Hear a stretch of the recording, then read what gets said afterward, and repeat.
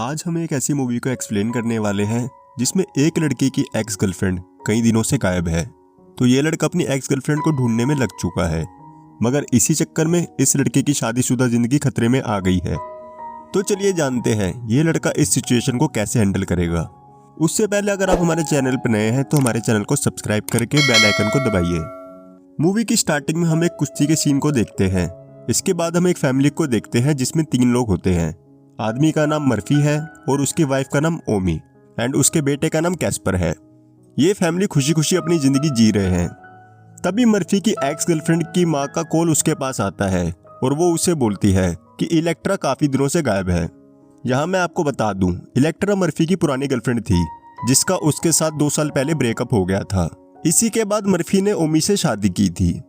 Electra की माँ Murphy से कहती है इलेक्ट्रा का 3 महीनों से कुछ भी पता नहीं चल पा रहा है, वो कहीं चली गई है, जिससे कि उसकी माँ बहुत ज्यादा परेशान है। और इससे पहले इलेक्ट्रा ने सुसाइड करने की भी काफी ज्यादा कोशिश की है। तो उसकी माँ मर्फी को इलेक्ट्रा को ढूंढने के लिए बोलती है। ये सुनकर मर्फी काफी ज्यादा परेशान हो जाता है और इलेक्ट्रा को ढूंढने के लिए हाँ बोल देता है।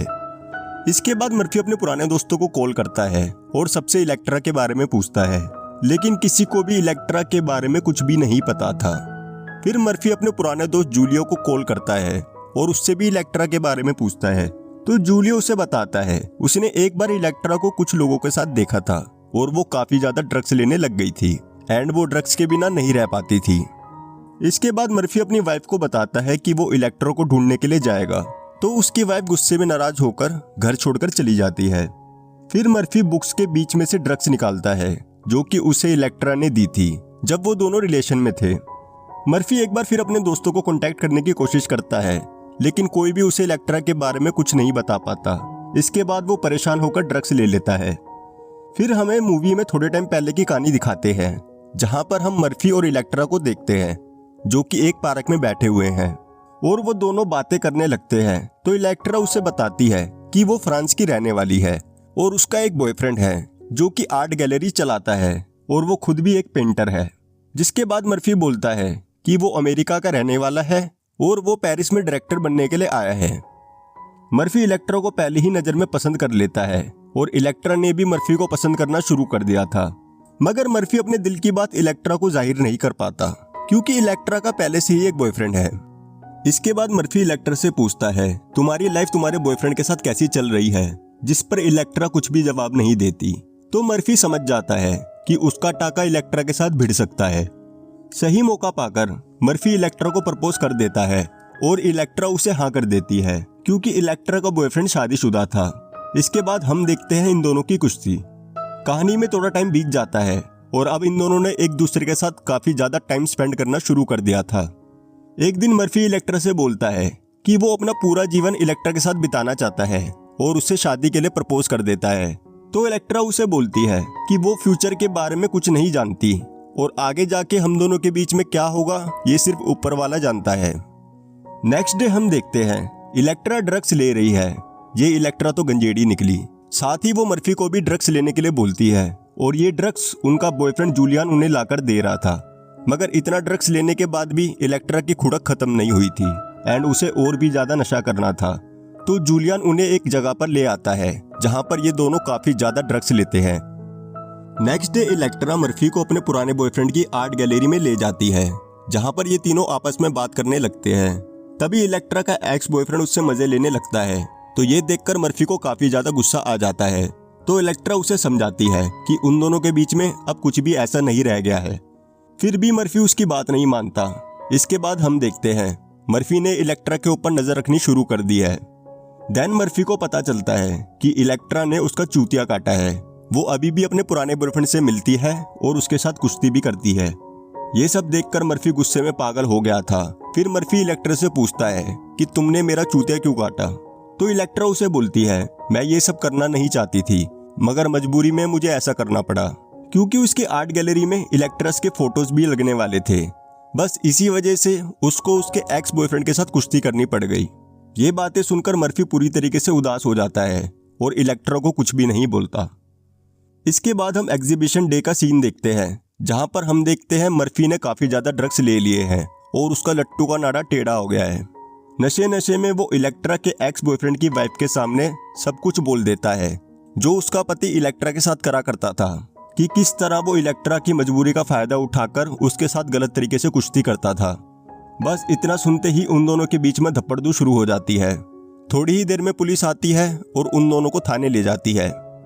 क्योंकि मर्फी ने ड्रग्स ले रखे थे तो आज उसका जेल जाना तय था, लेकिन इलेक्ट्रा कुछ ऐसा करती है जिसकी वजह से उसका एक्स बॉयफ्रेंड केस को वापस ले लेता है और मर्फी बच जाता है। इसके बाद कहानी में थोड़ा टाइम बीत जाता है और हम देखते हैं इलेक्ट्रा और मर्फी ने अपनी लाइफ एंजॉय करनी शुरू कर दिया है। एक शाम मर्फी एक पार्टी में जाता है जहां पर उसे कुछ लोग मिलते हैं जिसमें काफी सुंदर सुंदर लड़कियां भी थी। तो वो उन्हें अपने फ्यूचर प्लान के बारे में बताता है कि वो एक मूवी बनाने वाला है। मूवी का नाम सुनते ही एक लड़की मर्फी को सेड्यूस करने लग जाती है। इसके बाद मर्फी उस लड़की को बाथरूम में ले जाता है एंड इसके बाद उन दोनों की कुश्ती शुरू हो जाती है। तभी अचानक कोई गेट खटखटाता है तो मर्फी गेट नहीं खोलता। जैसे ही मर्फी बाथरूम से बाहर आता है तो उसके सामने इलेक्ट्रा खड़ी हुई थी। वो मर्फी को बोलती है, मुझे सब पता है कि तुम उस लड़की के साथ क्या कर रहे थे।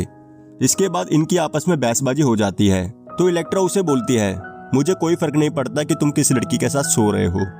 जैसे आज तुमने मुझे धोखा दिया है, अगर कल मैं तुम्हें दे दूं तो तुम कुछ मत बोलना। इतना सुनते ही उन दोनों की बहस और भी ज्यादा बढ़ जाती है। तो इलेक्ट्रा उसे बोलती है, मुझे इन सब से दूर जाना है तो तुम मुझसे शादी कर लो। फिर ये दोनों एक दूसरे को समझाते हैं कि आज के बाद ये एक दूसरे को धोखा नहीं देंगे। इसके बाद इलेक्ट्रा मर्फी को घर ले जाती है, अपनी माँ से मिलवाती है और बातों बातों में इन दोनों की शादी फिक्स हो जाती है। थोड़े दिन बाद हम देखते हैं इलेक्ट्रा के मन में कुछ और ही चल रहा है। वो मर्फी से बोलती है कि क्यों ना हम दोनों मिलकर किसी तीसरी लड़की के साथ कुश्ती करें। ये बात सुनते ही मर्फी शॉक हो जाता है, लेकिन इलेक्ट्रा के समझाने पे वो इस काम के लिए भी हाँ बोल देता है। इसके बाद ये दोनों एक लड़की ढूंढने लग जाते हैं, मगर इन्हें कोई भी लड़की नहीं मिल पा रही थी, तो ये दोनों आपस में ही कुश्ती कर लिया करते थे। एक दिन इनके पड़ोस में एक नई लड़की शिफ्ट हो जाती है जिसका नाम ओमी है। जी हाँ दोस्तों, ये मर्फी की होने वाली वाइफ है। इसके बाद ये दोनों ओमी को अपना फ्रेंड बना लेते हैं। अब इन्होंने ओमी के साथ ही घूमना शुरू कर दिया था। दरअसल ओमी एक अनाथ लड़की है जो कि अपनी लाइफ अपने तरीके से जीती है। बातों बातों में इलेक्ट्रा ओमी के सामने भी ड्रग्स की बातें करने लगती है, तो ओमी उसे बोलती है उसे ड्रग्स लेना बिल्कुल भी नहीं पसंद है। तो इलेक्ट्रा उसे एक बार ड्रग्स लेने के लिए बोलती है। इलेक्ट्रा की बातों में आकर ओमी ड्रग्स लेने के लिए हाँ बोल देती है। फिर ये तीनों मर्फी के फ्लैट पे आ जाते हैं और आते के साथ ही ये तीनों ड्रग्स लेने लग जाते हैं। नशे में धुत होकर ये तीनों आपस में ही काफी ज्यादा कुश्ती करते हैं। कहानी में थोड़ा टाइम गुजर जाता है और इलेक्ट्रा अपने दोस्तों के साथ लॉन्ग ट्रिप पर चली गई थी। बस इसी चीज का फायदा उठाकर मर्फी और ओमी हर रोज कुश्ती करा करते थे। थोड़े दिन गुजर जाते हैं और हम देखते हैं ओमी प्रेग्नेंट हो गई है एंड इलेक्ट्रा भी अब वापस आ गई थी। तो मर्फी ये सारी बातें इलेक्ट्रा को बताता है, जिसे सुनकर इलेक्ट्रा नाराज हो जाती है और मर्फी से ब्रेकअप करके वहां से चली जाती है।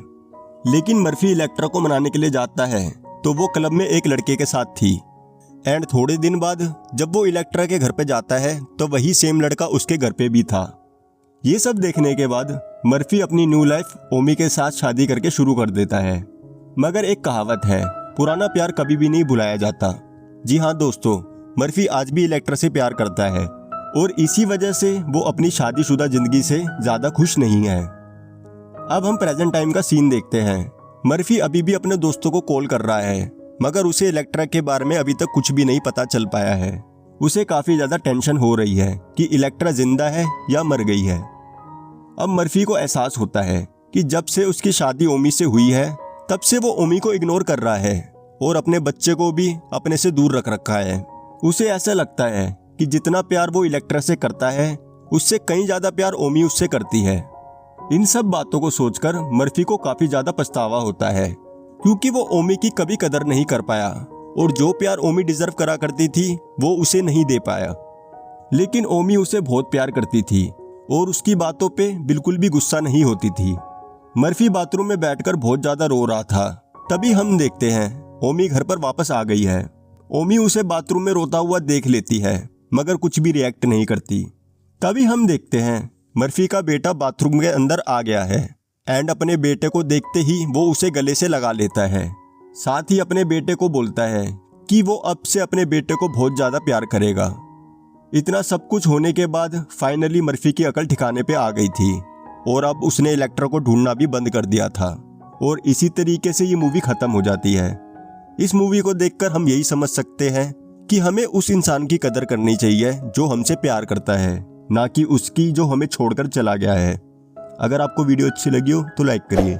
आगे की आने वाली वीडियोस के लिए हमारे चैनल को सब्सक्राइब करिए। मिलेंगे आपसे अगले वीडियो में, तब तक के लिए बहुत बहुत धन्यवाद।